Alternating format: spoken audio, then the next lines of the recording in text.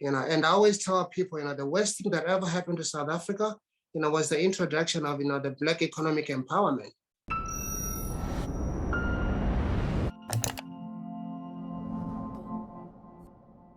Has Black economic empowerment been a success? I posed this question to Lovemore Ndou, a former boxing champion turned lawyer now living in Australia. He and I had a conversation on my podcast, Solutions with David Ansara, and what follows is a short clip from this discussion. If you would like to watch the full interview with Lovemore, you can do so by clicking on the link in the description below. Enjoy. Okay, and you went on to win the IBF super lightweight title, the IBO welterweight title, as well as the WBF welterweight. So, and I think that's correct. Yeah, and I mean, those are some incredible achievements. But in many ways, just reflecting on the book, as you were saying earlier as well, you may not have actually had those opportunities to have those big fights if you had stayed in South Africa. And no, I don't think so. You look at it, you look at South Africa today, South Africa is full of talent, but it's always talent going to waste because, they're never being provided with opportunities, and it's not just in sports, just in everything else in general. African people are talented people. African people are hardworking people, but they are always denied the opportunity. Like for example, again, I'm going to bring the politics into it. You look at, and I always tell people, Africa in general, Africa is not a poor continent. Africa, is a very, very rich continent. Africa is full of national resources. South Africa is not a poor country. South Africa is poor because South Africa has been poorly governed. South Africa is poor because, there is an unequal distribution of, national resources. South Africa is poor because of corruption. And I always tell people, the worst thing that ever happened to South Africa, was the introduction of, the Black economic empowerment. Why do I say that? And don't get me wrong, the idea behind it, the intention behind it was great, but what happened at the end is that only those in power benefited from, BEE. It allowed them, to taste a lifestyle that they were not used to without having to work for it, okay? Now, for them to maintain that lifestyle, what did they have to do? They had to steal from the poor. They had to steal from the public so they can continue to maintain their lifestyle. And that's where corruption started. Enjoying this analysis? Click here to sign up for our 30-day free trial for more content from the CIA. Okay, that's where self-enrichment started. So the ordinary citizens in South Africa are not benefiting from BEE.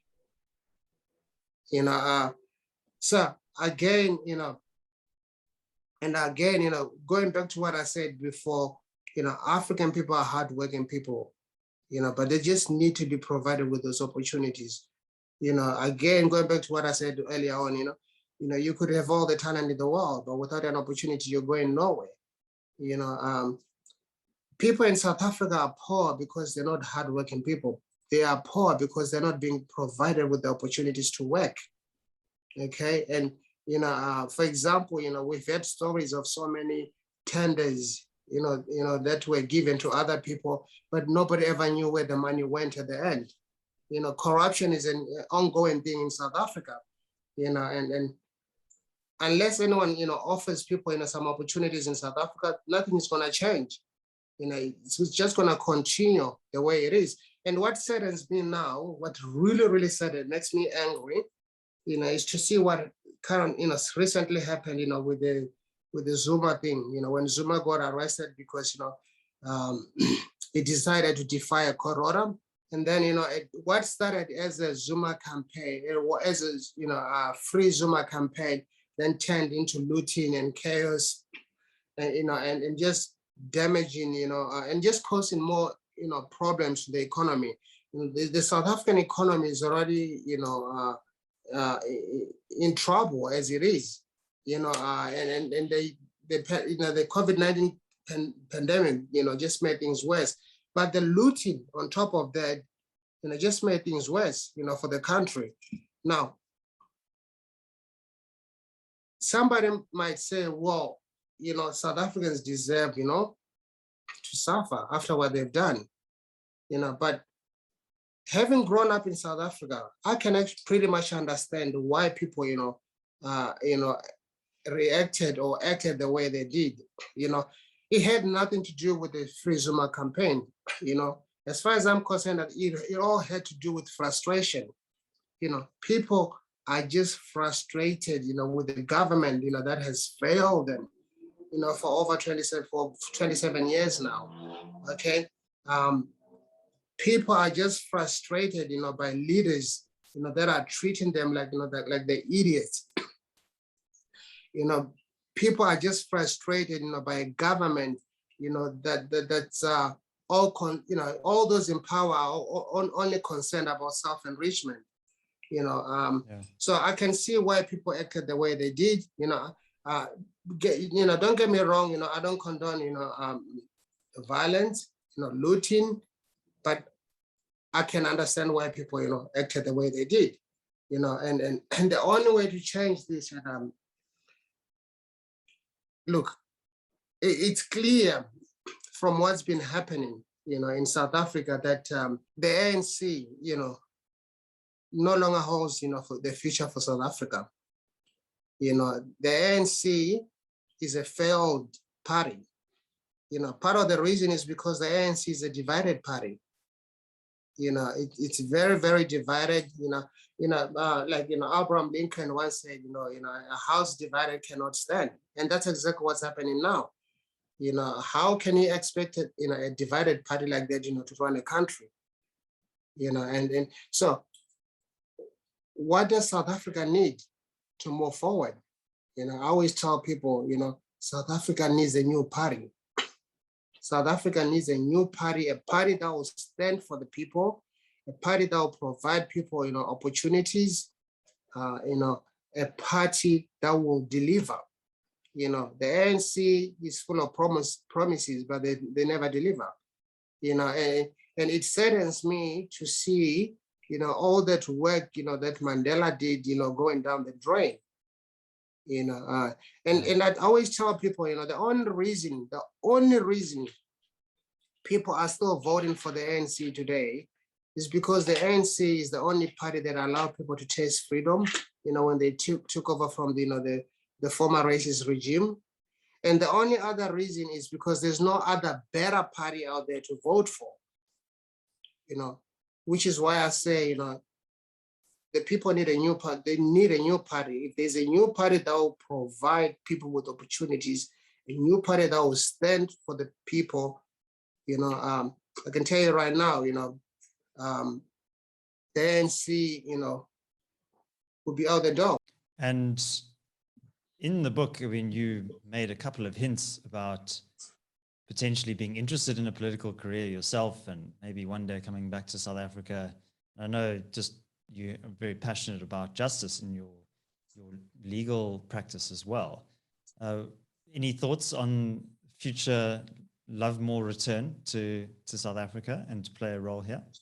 Look, I am definitely coming back home, and I am definitely going into politics. And I might just be the next, that person that will, introduce a new party in South Africa. And I might just be that person that might bring changes in South Africa. Look, I think South Africa needs educated leaders. The problem you're having at the moment is, you have unqualified people running the country. And that's why you're seeing what's, the country falling apart. So you need educated people that know what they are doing, and yes, I am definitely coming back to South Africa, and I am definitely going to get into politics. And, I would like to see a lot of changes in South Africa. For instance, I would like to see, young people getting educated. There should be a lot of, people should, the government should stop just talking about free education but not providing. If you talk about free education, then there should be free education. So that's one thing that I would like to, see change in South Africa. And then, and I always tell people, if you educate people, then chances are, people will be able to get jobs. And once people have jobs, you reduce crime. Look at the rate of, crime currently in South Africa. It's so bad. And the worst thing about it is, even those you trust, to protect you are the ones that are, committing crimes. So that needs to change. You look at issues like domestic violence, it's really bad in South Africa. People do it in the open. Okay, and I'm talking about even people in power. They do it in the open. I'm talking about people in the police force. They do it in the open. Look at it, the issue about rape. Children are getting raped every day. That needs to stop. The problem we have in South Africa is, the current leaders you have, they don't really listen to the people. You need someone that would go and talk to the people, listen to the people, listen to their problems, and then work on their problems. So yes, definitely, I am coming back to South Africa, and I might just be the person that might, bring changes in South Africa. Thanks for watching this extract of Solutions with David Ansara. If you enjoyed this discussion and would like to watch the full interview with Lovemore, you can do so by clicking here. And I'd also be grateful if you could subscribe to my other channel that's linked over here. Please do also comment below and let us know your thoughts. And until next time, take care.